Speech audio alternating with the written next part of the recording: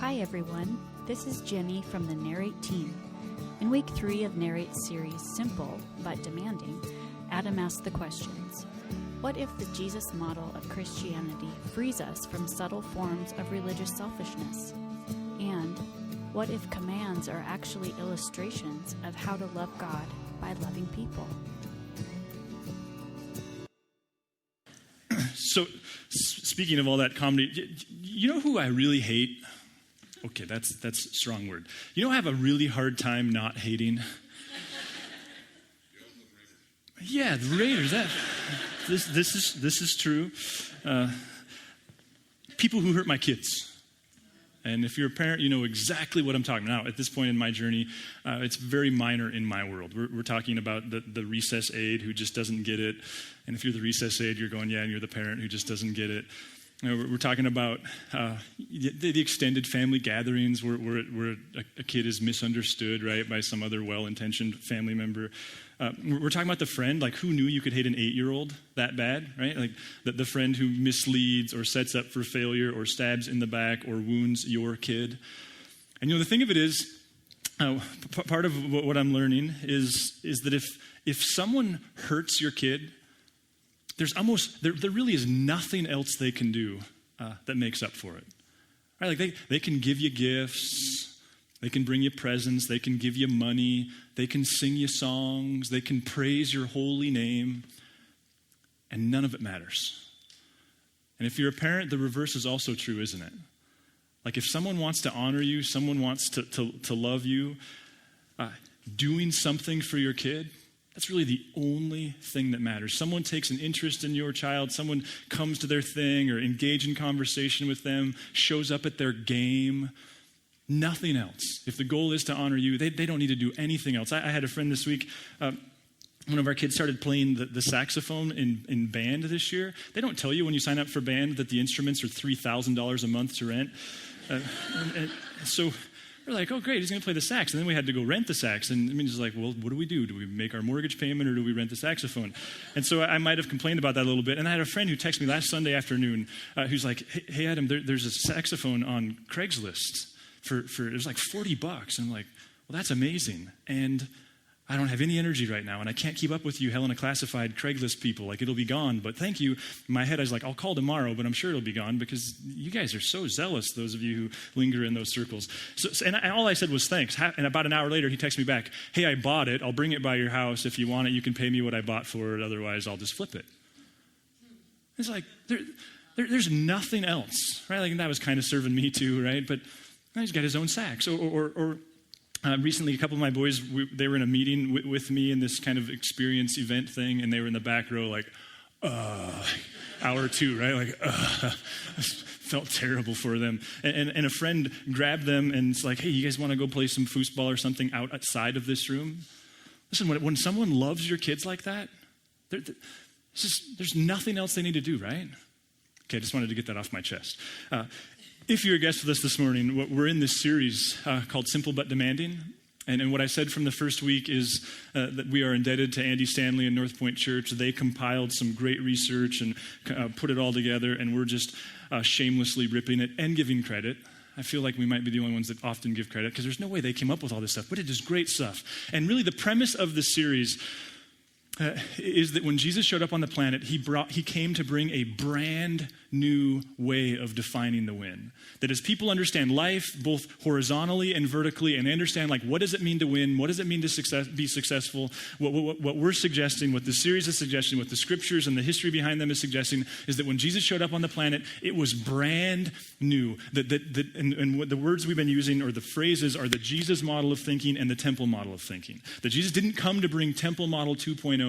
He came to bring Jesus model 1.0, and it was entirely different. See, the temple model is predicated on a few things. First of all, in almost every culture, every people, every group of every region of the world, at some point in human history, they've had these things. They always involve a sacred place, and then those sacred places are occupied by sacred men. It's almost always men. Those sacred men interpret sacred texts, or if not texts, stars or nature or something, and then they delineate the tens, if not hundreds or thousands of things that really the superstitious followers have to do in order to be right with the God or the gods. And what we said is that when Jesus showed up, he went, it's over. Like, no more of this, God, are we okay? God, are we okay? God, did you see the sacrifice? God, did you see what I did yesterday? God, did you see? Did you see? And it's this entirely vertically focused thing that when Jesus showed up, because of the cross, because of grace, because of what he taught us about our inherent brokenness and the fact that we can't earn it and we don't deserve it, but God grants his love anyway, what Jesus said is, you're fine, so stop looking up and start looking out. That as a Christ follower, if we're not careful, and this is what we're going to explore this morning, we can perpetually live our entire Christian experience in this vertical focus. And the result is not the Jesus model, it's the temple model. We said that Jesus came to replace law-keeping with loving, that he came to replace animal sacrifice with self-sacrifice, that he came, and this is the hard one, and this is part of why we're going like, okay, so why does it not look like this? That he came to measure the vertical against the integrity of the horizontal. That the vertical is only really as valid or as strong as is the ability to love God by the way we express that love toward people. And so we've been challenging ourselves to go, okay, so what happened? Because the New Testament says Jesus came to bring a new covenant. That new covenant brought a new command. It was just one command, not hundreds, not thousands, one command. That new command brought about a new ethic, and that new ethic brought about what we know as the church. And yet we've explored and in the first week we talked about how Paul talked so much about be careful, because it's so easy for temple model to retake the Jesus model. It's so easy to try to blend them, and when you do, you end up with temple model and a cross and the logo.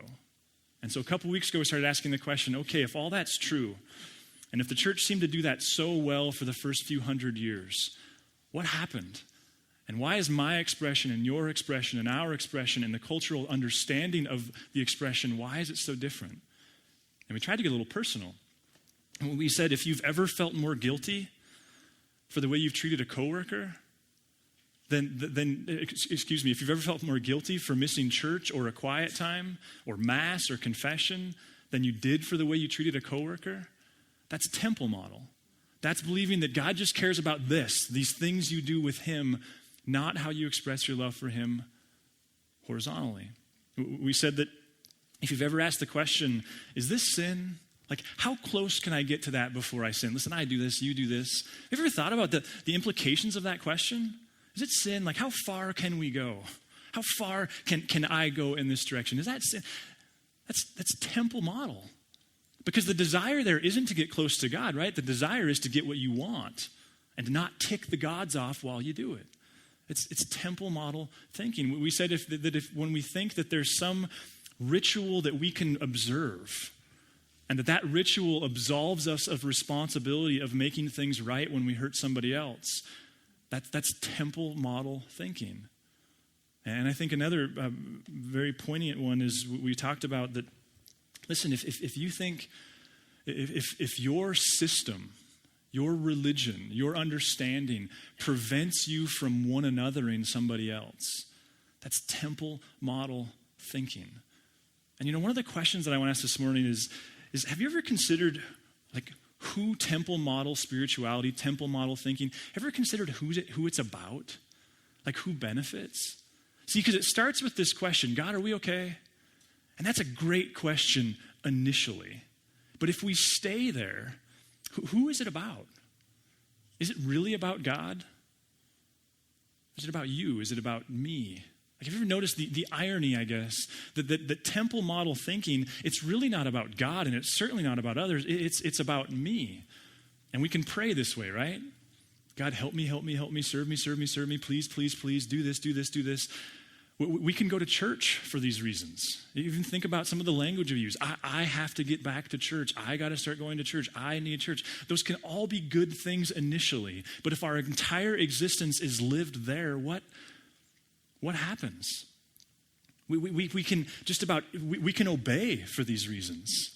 That we're not obeying because obeying somehow causes people to be loved. We're obeying because we're afraid that the gods are going to smite us. Which I think leads to another observation. Have you ever noticed that temple model thinking always becomes about rules and rituals? Like the expression of it, it's not one anothering, it's the rules, it's the quiet times, it's the Bible reading, it's going to church, it's praying, it's the things that we do. Not that any of those are not that they're not valuable, but have you noticed that if you start with this question, God, are we okay? And again, that's a very important question in our journey towards finding God's grace. But if we stay there, then our entire expression of following Jesus, doesn't it become about making sure that God is happy? Making sure he's not angry with us? Making sure that he's not out to get us? See, I think one of the questions that I want to ask this morning is, what if Jesus' model comes to free us from a type of selfishness that often isn't labeled as selfish? A way of approaching God that is very subtle, but very, very selfish. Because what we've been exploring is if you open up the scriptures and you start reading the scriptures under the Jesus model way of thinking, that Jesus' win is that you would find God's grace, you would receive God's grace, that you understand you can't earn God's grace, and then what he wants for you is what you do in your interactions with people. It changes everything. Consider John 13. Because see, it's there. It's just that in our temple model, we often miss it. A new command I give you, Jesus says, love one another as I have loved you. So you must love one another. By this, everyone will know that you are my disciples if you love one another. Galatians 5, it goes in a similar tract. Paul, and this is where we really started this series, Paul says, and these words they're insane if you actually consider the weight of them. The only thing that counts is faith expressing itself through love. And you go, so wait a minute, Adam, I don't need to come to church? Well, see, that's the conversation we got to have. It's okay, so what is the value? What is the value of the text? What is the value of generosity? What is the value of not lying? What is the value of having character? Because if it's not making sure God's not angry, then where is the value? And in verse 14, Paul continues this way, for the entire law is fulfilled in keeping this one command, love your neighbor as yourself. What if Jesus' model is a radical departure from temple model thinking? Now, one of the exercises when I was learning this and preparing to plagiarize it, one of the models that I became familiar with, or one of the exercises that was really helpful for me, was just to consider how the thou shalts, how we see them differently, whether we're thinking temple model or Jesus model. Like, let's just take thou shalt not lie. How does temple model think about why you shouldn't lie? Doesn't it essentially say, well, because God says don't lie, so don't lie? How does Jesus model thinking think about not lying? See, it's actually far simpler. Doesn't Jesus model thinking say, well, you shouldn't lie because when you lie, that hurts a person? Like that you're saying that person's not entitled to the truth, they're not worthy of the truth. You see the difference there? Or how about how the thou shalts, or how all of this applies to why you should be generous? Ever thought of that? Like, why does temple model thinking say it's important to be a generous person? Well, temple model thinking says, because if I give God $1, he'll give me 10, right? Never mind that if we're Americans, we already have our 10. Temple model thinking says, if I don't give God $1, then my transmission's going to blow up, and that will be way more expensive. And you probably wouldn't be being honest with yourself if you're a regular generous giver, if you haven't had that thinking set in at some point, like, well, I got to give because otherwise God will smite my personal financial picture. How does Jesus model, why does the Jesus model say we should be generous? It's far simpler, isn't it? Because when we're generous, that helps the people we're generous toward. Do you see the difference there, though? Like, the Jesus model would say, wait a minute, I don't give, whether to a church or to a nonprofit or whatever, whether time or money. I don't do that because I'm afraid of what might happen if I don't. I do that because of what happens when I do. The Jesus model, I would hope, says, I believe in God's vision for local church. I believe in this church's local vision. I believe that this community is better off when we have gatherings like this. I believe this community is better off when we serve people. Do you see, though, the difference? Or how about this? Maybe you're dating. How do the two different models of thinking think differently about, say, pressuring a boyfriend or a girlfriend to have sex with you? See, the temple model would say, well, you don't want to do that because God says, like, don't have sex till you're married, so you don't do that. What is the Jesus model? How does it approach this whole conversation that is such a tinderbox in our culture? I wonder if the Jesus model wouldn't radically transform the political nature of this discussion. Because doesn't the Jesus model go, well, wait a minute. When you pressure someone into having sex with you, you create a regret for them. And Christ followers don't create regret in other people's lives. And then we do this, because part of the other thing that comes with temple model thinking is loophole thinking, right? Where we're like, well, I got this verse. Well, you got that verse. Well, I got this verse. Well, and we're not really asking the question, like, how do we one another? We're wondering, like, what does the legal code say for what you can and can't do on your route to getting what you want, but not ticking God off? And so you ask this question of, okay, so what about when it's consensual? Oh, gotcha. Again, how does temple model thinking think about this? It says, well, you shouldn't, or you should because it's consensual. It's a sexual experience based upon you, isn't it? How does Jesus model thinking approach this? I wonder if what it doesn't say is, listen, I don't want to diminish the future sexual experience of this person. Like when they're a spouse, I don't want to be a part of diminishing their experience, and so I'm not going to do that. Do you see the difference? And again, I know this can be rather simplistic. That's also ultimately what I want to talk about, but you can catch yourself in this, right? Like, how does the temple model think about gossip? Well, the temple model would say you shouldn't gossip. Why? Because God says thou shalt not gossip. Which might be true, but it also might not be why. Doesn't the Jesus model go, well, wait a minute, when you gossip, you elevate yourself at the expense of another. Why would you do that while claiming that your life is about others? See, Jesus, he does this crazy thing. It is, and I think it's so radical, and yet we're so familiar with it that it's hard to miss it. In Matthew 22, he goes, you guys, there's just this one kind of two laws. He was cornered. What's important? What's the win? How do we define the win? And Jesus said, go to church and pay your tithe and make sure you have a quiet time 5 days a week. No, he didn't. We have to completely rethink why those things are valuable. He said, love the Lord your God with all your heart and with all your soul and with all your mind. That's the first and greatest commandment, and the second's like it. Love your neighbor as yourself. All the law and the prophets hang on these. As we think about obedience, maybe we could just say this. What if all the commands and all the laws in the Bible, what if they're illustrations of what it means to love another? What if they're not about you, or they're not for your benefit, though you will benefit? What if they're not about God? God is fine. What if they're illustrations and examples of what it means to love another, to one another, another? And what if, therefore, when we play that Christian game, we're like, well, I got my verse, and we do that thing that we do, what if we miss that it wasn't about not making God angry? It was about what does love require of me, and how do we figure that out?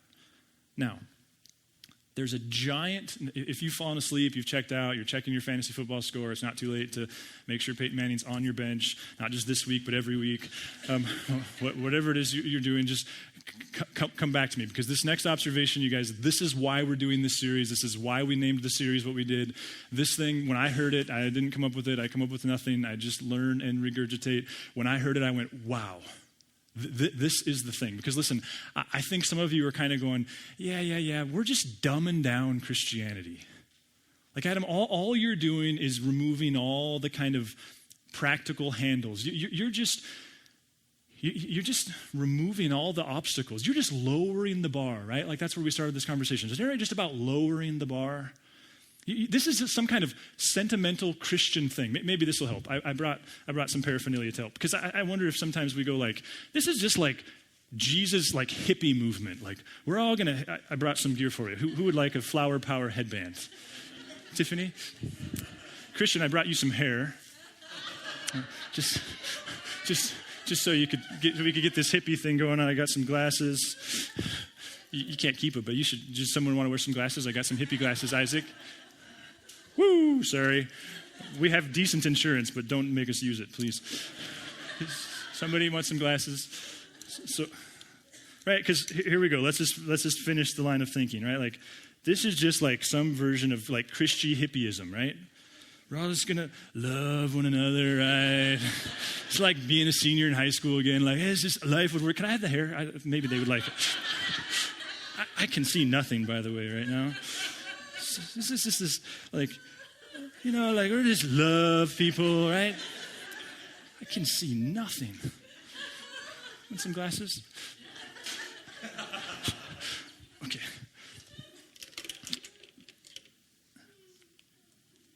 Here's why we're doing this series, you guys. This observation for me changed everything.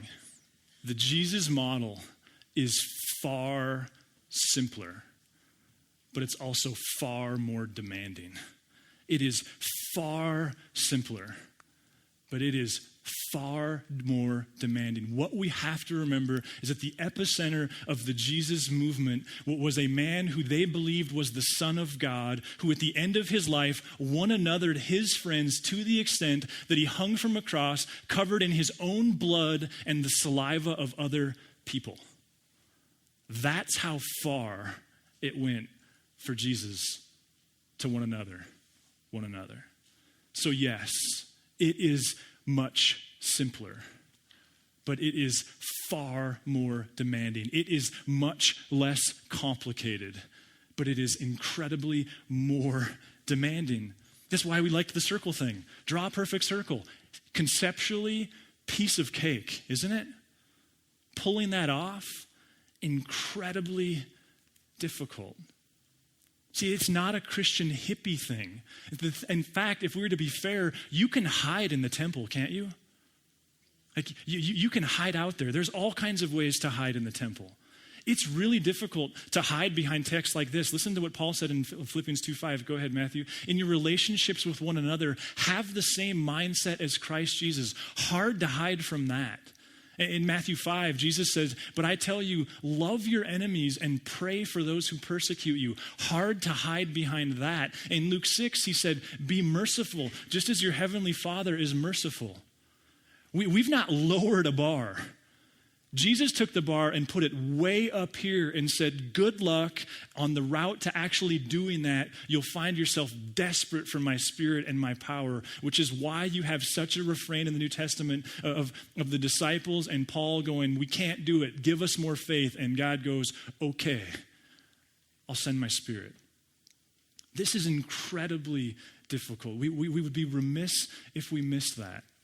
And yet, can you imagine what would happen in your life if you suddenly refound value in the practices, in the rituals, but their value wasn't for what they did to make sure you and God were okay. Their value was in making sure that you were winning in the area God asked you to win, which was how you treated people. Can you imagine how this might cause you to rethink the purpose of prayer, the purpose of devotions, the purpose of this?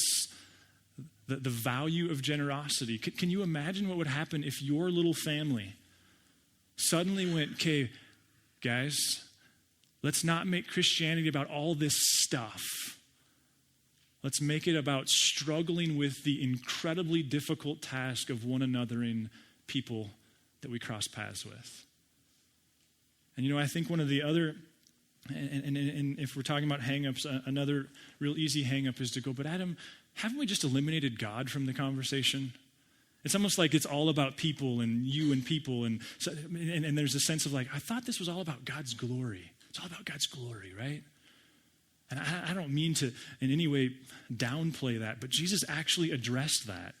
That was a hang-up that early Jews had too, the early Christ followers had, was this, but wait a minute, the temple's about God's glory and it helps keep it grand and it helps make sure that he's other. Jesus addressed this. And in his addressing of it, the implications they're extraordinarily startling. In Matthew 25, listen to this. It says, when the Son of Man comes in his glory, there you go, the glory of God, and all the angels with him, he will sit on his glorious throne. All the nations will be gathered before him, and he will separate the people from one another as a shepherd separates the sheep from the goats. Now, they understood this. They had sheep. We don't, so we'll just keep going. He will put the sheep on his right and the goats on his left. And so there's this separation thing that happens. I just want you to imagine that you get thrown into the ones on the right, and there's this like, okay, so what's going on here? Then the king, so there it is, we're talking about Jesus. Then the king will say to those on his right, come, you who are blessed by my Father, take your inheritance. Just go do a study on that and what the inheritance that he's talking about means. The kingdom prepared for you since the creation of the world. And so you're standing there going like, wow, I made it. How did I make it? Why did I make it? For I was hungry, and you gave me something to eat. And you're like, I don't remember giving him anything to eat. Like, this is the first time I've ever seen him. I don't know what he's talking about. I was thirsty, and you gave me something to drink. I don't remember giving anything to drink either. Like, I've never done that. I've never given anyone to drink, especially no one that wasn't 21. Never done that. I was a stranger, and you invited me in. Only place I've ever invited Jesus into my heart. Never invited him anywhere else. I don't know what he's talking about. I needed clothes, and you clothed me. Okay, that's weird. I've never seen him naked. I was sick. Wait a minute. God can get sick? This is weird. And you looked after me. I was in prison. God breaks the law? Oh, I'm so confused. And you came to visit me. Then the righteous will answer him, Lord, when did we, and maybe we should just say this one, when did we see you? When did we see you hungry and feed you and thirsty and give you something to drink? When did we see you a stranger and invite you in or needing clothes and clothe you? When did we see you sick or in prison and go to visit you? And listen to what he says. The king will reply, truly I tell you, whatever you did for one of the least of these brothers and sisters of mine, you did for me. Jesus' movement centers upon God's grace and the person standing next to you. And lest we go, yeah, that's some kind of hippie sentimental thing, he goes, no. Just to be clear, that kind of love took me to the cross. That kind of love had me covered in blood, my own blood. That kind of love had the very people that I came to serve spitting on me in those closing moments. What if it's really that simple? What if it's really as simple as understanding the love of a father for his kids and extending his love to them? Did I mention that if you hurt my kids, there's really nothing you can do to honor me? No amount of giving, no amount of presents, no amount of singing, no amount of sucking up will make up for it. And did I mention, and if you're a parent, you know this, that if someone honors and respects your kids, that's really the only thing they need to do to honor and respect you. What if Jesus' movement has a place for things like this and the text and prayer and small groups and all of it? But it challenges us to radically reimagine what purpose it serves in our life with him. I'd like to pray. Jesus, Lord, if true, then your way of thinking is far more demanding than anything we could have ever knowingly signed up for.